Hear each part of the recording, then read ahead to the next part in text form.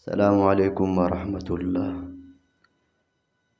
نن 5 تاریخ 5 میاشت 2026 پنځم تاریخ پنځم میاشت 2026 مای. نن سهار په 9 بجې خواوشا زینة المحدثین مولانا شیخ ادریس صاحب شهید رحمت الله تعالی علیه باندې یو ناڅاپي یو اچانک فایرنګ وشو، قاتلانه حمله وشوه او وفات شو. الله تعالی دې وکړي چې زمونږ ګران شیخ مولانا شیخ ادریس صاحب رحمت الله تعالی علیه الله جل جلاله دې ورله په جنت الفردوس کې اعلی مقام ورکړي. نور څومره شهدای کرام دي، علماء کرام دي، حقانی علما دي، ټول دې الله جل جلاله په جنت الفردوس کې اعلی مقام ورکړي. عزتمندو مسلمانانو، دا یوه لویه صحنه ده، یوه لوی غم دی، ځکه د شیخ ادریس صاحب رحمت الله تعالی علیه په دې ځمکه باندې یو خدمت دی او یو نوم دی او فخر پاکستان، فخر چارسده تورنګزی شیخ ادریس صاحب رحمت الله تعالی علیه و. الله تعالی دې وبخي. زما په خپله به ذاتي خود د بچپن نه د ماشوموالي نه ډېر مینه محبت ورسره و. د حفظ په دوران کې زه کراچۍ کې وم چې ما شیخ ادریس صاحب رحمت الله تعالی علیه بیان واورېده، زما دومره محبت ورسره پیدا شو. ما وی رب کریمه، زما په قسمت کې شیخ ادریس صاحب د ملاقات زما نصیب کړي او چې زه کلي ته لاړ شم KPK ته سوات ته، زه په شیخ صاحب پسې یو مز وکم او د شیخ صاحب په کلاس کې په پیریډ کې کښېنم، سطح حاصل کړم او د شیخ صاحب رحمت الله تعالی علیه سره ملاقات وکم. الله جل جلاله زما دغه ارمان پوره کړو. زمونږ مولانا صدیق احمد ناظم صاحب سوات، جامع دارالقرآن رحیم آباد سوات محتمم صاحب، د هغوی په مدرسه کې ما په 2020 کې داخله واغسته په 9مه درجه کې او بیا دغه چې دی په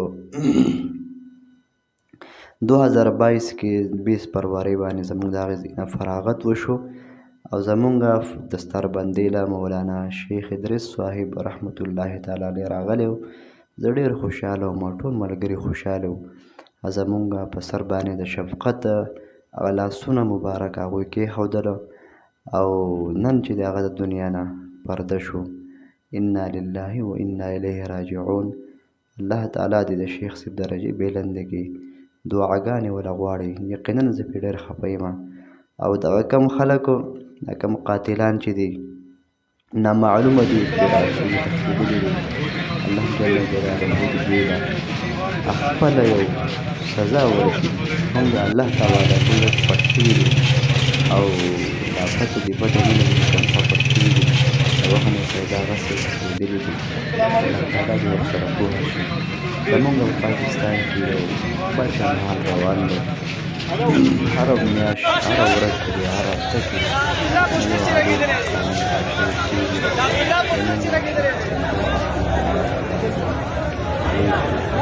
او دا شيخ سميع الحق رحمة الله عليه هو الشيخ أو سميع الحق جميع الشهداء الكرام بالمسجد والكرام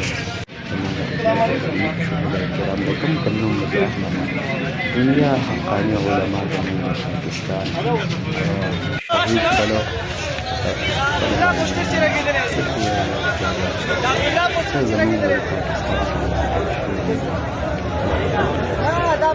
زړونه یې بل د شرمخانو ګرځېدلي دي چې زمونږ هغه ښکلي ښکلي عالمان ښکلي ښکلي عالمان زمونږ نه وژني او قتلوي.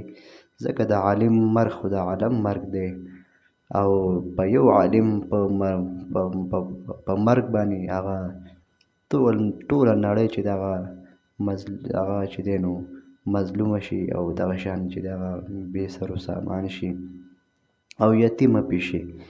او نو مونږ یقینا چې په دې علما کرامو باندې ډېر زیات خفه یو. یو طرف ته خوشحاله هم یو په دې خبره چې الله جل جلاله په آخر وخت کې زمونږ د علما کرامو له هغه شهیدۍ مرګ ورکړي.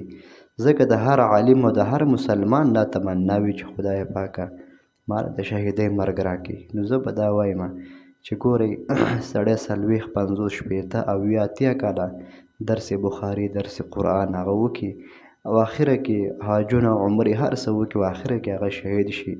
دا د هغه دپاره یو لوی سعادت هم دی، لوی سعادت دی.